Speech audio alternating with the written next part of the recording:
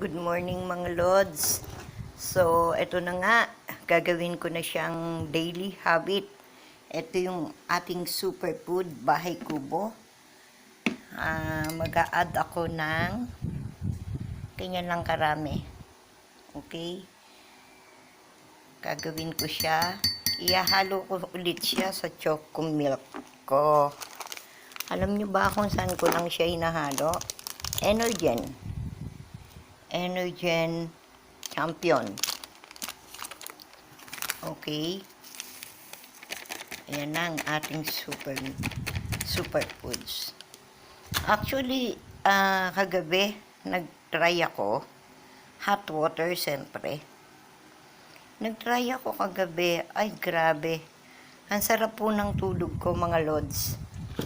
Ang sarap po ng tulog ko. From 7:35 something ganon.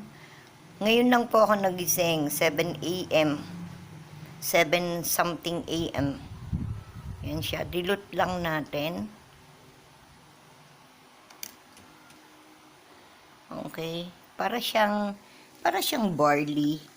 Pero wala siyang tasteless daw siya. Pero when you drink with bahay kubo, malalasahan mo that there is something like vegetable aftertaste, parang ganun.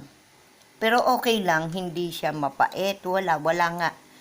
Kaya lang, meron ka pa ring malalasahan na para siyang gulay talaga. So, ayan.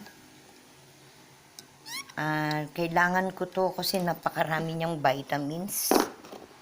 Kailangan to ng aking katawan.